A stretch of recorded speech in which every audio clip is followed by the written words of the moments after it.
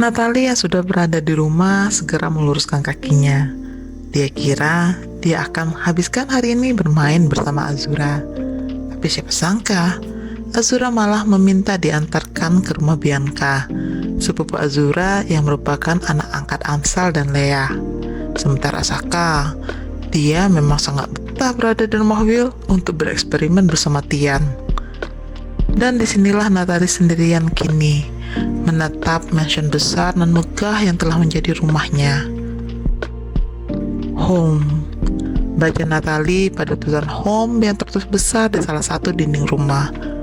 Namun, entah mengapa saat dia membaca semua itu, hatinya malah terasa kosong, seolah-olah rumah ini menolaknya dengan sangat telak. Dia merasa bukan bagian dari rumah ini. Kalau Natalie perturutkan gejolak di hatinya, mungkin sudah satu kolam renang air matanya kini. Tapi pilihan tetap sebuah pilihan, bukan? Dan ini adalah pilihan Natalie, sehingga dia harus berbesar hati menerima semua konsekuensinya, termasuk mengemis cinta pada pria yang sepertinya tidak akan pernah usai dengan masa lalunya. Mungkin inilah yang disebut masa lalu yang tak pernah berlalu. Dalam keheningan yang menyapa dirinya, mata Natalie tiba-tiba terpaku pada satu titik. Satu tempat yang sangat terlarang baginya untuk dia masuki. Kamar Dennis dan Anne Mary. Sebuah kamar yang selalu dalam keadaan tertutup. Natalie tahu kalau dia sebaiknya tidak mendekati kamar itu demi kebaikannya sendiri. Namun entah setan penasaran apa yang merasukinya, sehingga dia terhasut untuk mendatangi kamar tersebut. Natalie meremas kedua tangannya. Sosoknya saat ini malah persis seperti maling yang akan membobol perangkat semua orang kaya di saat seorang kaya tidak ada di rumah. Bagaikan terhipnotis, kaki Natalie melangkah sendiri ke kamar tersebut. Perasaannya gugup, takut, merasa tidak enak, namun juga penasaran. Semuanya kini bercampur menjadi satu di dalam pikiran Natalie. Masuk tidak ya? Gumam Natalie pelan, berdiri bingung di depan pintu. Tuhan, apa yang aku lakukan? Aku tidak boleh masuk ke ruangan ini. Ini ruangan pribadi Dennis. Gumam Natalie lalu bergegas membalikkan tubuhnya untuk beranjak pergi. Hanya saja, baru selangkah dia meninggalkan depan pintu kamar tersebut, hatinya berbisik mengatakan, Dennis itu suamimu saat ini, Nat. Dalam hubungan suami istri, tidak ada rahasia. Lagi pula, Dennis tidak pernah secara berkelakar melarangmu masuk ke kamarnya dan Anne. Itu artinya kau bisa masuk ke kamar ini kapan saja. Suara itu terus memprovokasi Natalie untuk masuk ke kamar Dennis dan Anne.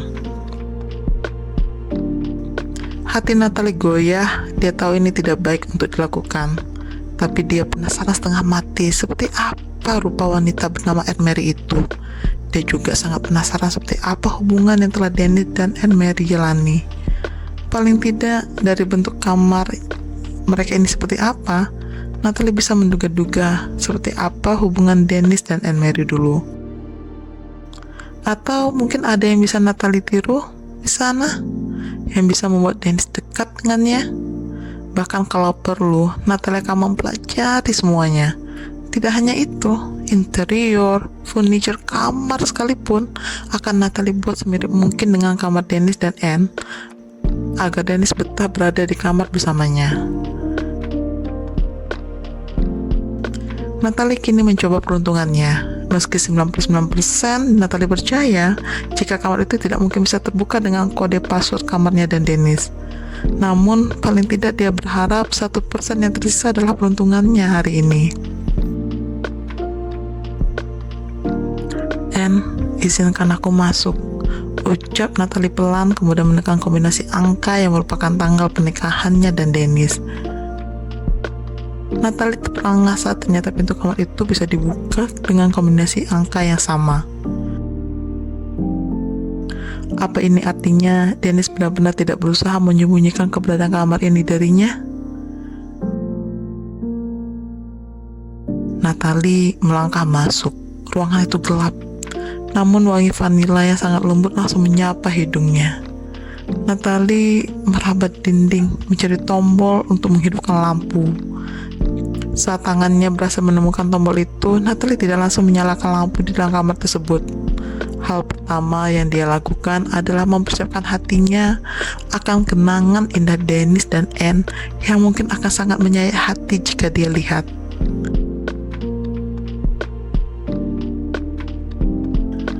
Tidak apa-apa, Nats.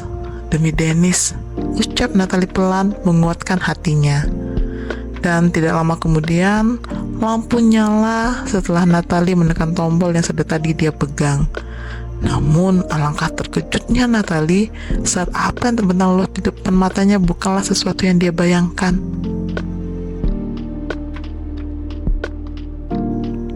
Apa ini? Kenapa kamar Dennis dan Anne seperti ini? Gumam Natalie saat melihat kondisi kamar Dennis dan Anne yang berantakan dari ujung ke ujung. Di mana-mana terlihat botol-botol minuman berserakan. Satu-satunya hal yang rapi dan terletak dengan baik hanya lukisan Anne yang sedang tersenyum manis memandangi Natalie.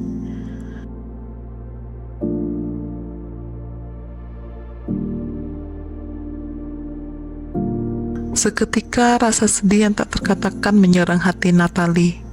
Perasaan khawatir akan rasa cemburu yang mungkin akan menyusup ke dalam hatinya setelah dia melihat seperti apa kamar Dennis dan Anne ternyata malah tergantikan dengan rasa pedih, pilu, dan penuh rasa iba. Natalie kini seolah bisa merasakan betapa sakitnya Dennis saat ini. Namun pria itu tetap berusaha terlihat tegar di depan anak-anaknya.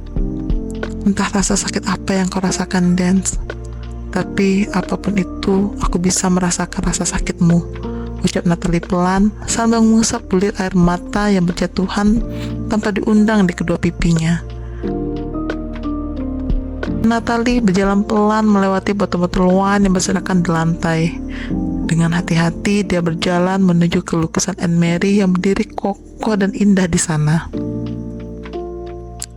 Hai Anne, aku Natalie.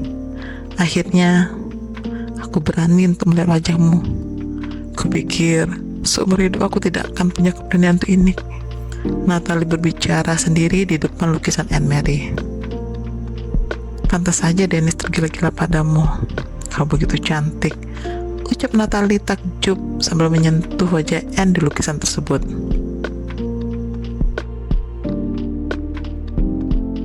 Kau juga cantik, Nats, ucap seseorang dari arah pintu.